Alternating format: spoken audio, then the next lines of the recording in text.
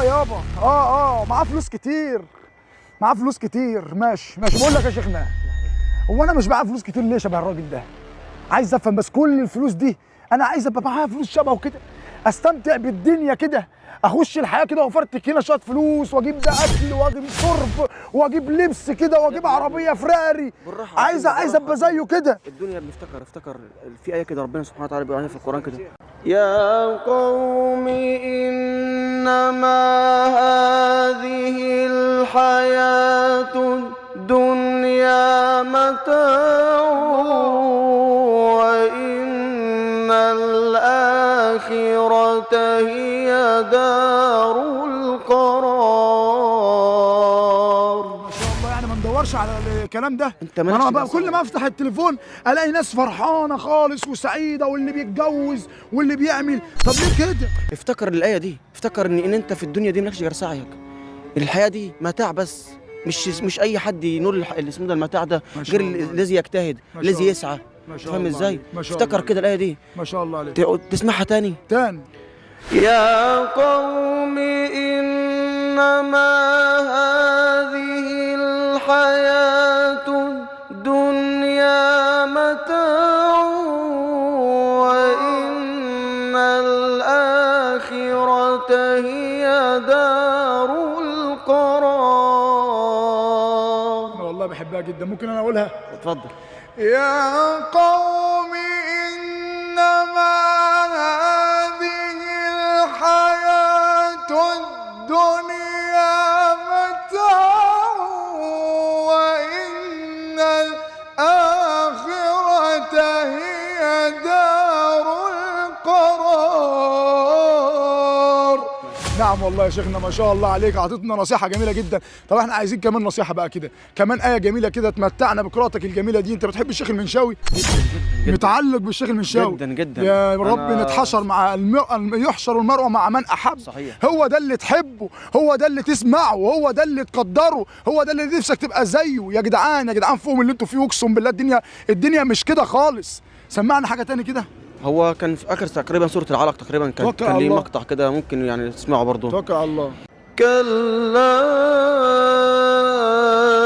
إن الإنسان ليطغى أن رآه استغنى إن إلى ربك الرجعى أرأيت الذي ينهى عبدا إذا صلى أرأيت إن كان على الهدى أو أمر بالتقوى أرأيت إن كذب وتولى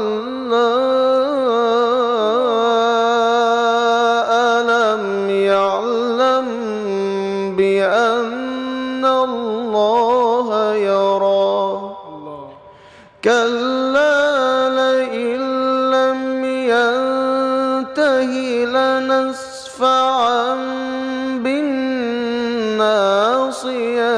ناصية كاذبة خاطئة فليدع ناديه سندع الزبانية كلا لا تطعه واسجد واقترب بسم الله الرحمن الرحيم القارعة ما القارعة وما أدراك ما القارعة. الله أكبر عليك يا مولانا، الله أكبر عليك. يوم يكون الناس كالفراش المبثوث وتكون الجبال كالعهن المنفوش فأما من ثقلت موازينه فهو في عيشة راضية صدق الله العظيم. ما شاء الله لك الله يا يحفظك. مولانا، والله يا مولانا متعتنا ورجعتنا ذكريات للطفولة، رجعتنا ذكريات للطفولة كده واحنا بنسمع الشيخ المنشاوي ربنا على صوته في الراديو. حاجة يا مولانا ما شاء الله. اسم حضرتك ايه بقى؟ إسلام الأزهري. اسلام الازهري. نعم. ماشي، ونعم اللقب الله ونعم يحفظك. اللقب ونعم الرداء. نحن كلنا نفخر جميعا اننا اولاد الازهر. الله ده يحفظك. فخر لنا جميعا يا جدعان بجد والله العظيم. الواحد لما بيشوف رداء الازهر واحنا لما بنلبس رداء الازهر واحنا طالعين على المنبر، الواحد بيكون فخور بانه ابن للازهر الشريف. صحيح. ربنا يجعلنا هذه المسؤوليه ان انت تكون ابن الازهر الشريف. عايزين نسمع حاجه بقى. واذكر في الكتاب موسى إنه كان مخلصا وكان رسولا نبيا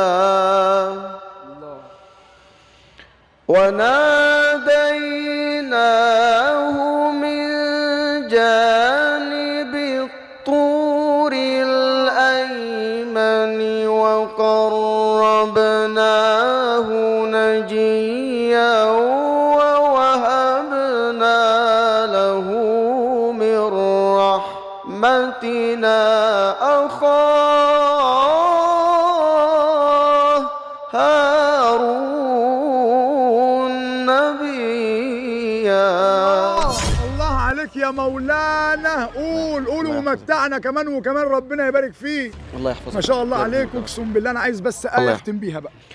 ممكن ترتيل بالمنشاوي برضه. يلا بينا. ماشي، حاضر. توكل على الله. يلا بينا. ولما جاءت رسلنا لوطا سيء بهم وضاق بهم ذرعا وقال هذا يوم عصيب وجاءه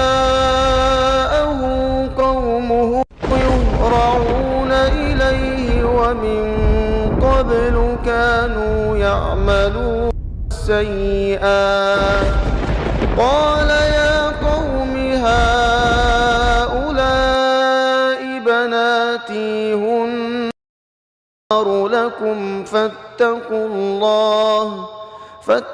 الله ولا تخزوني في ضيفي أليس منكم رجل رشيد. انت مالكش حل، ده انت راديو ماشي على الارض يا عم.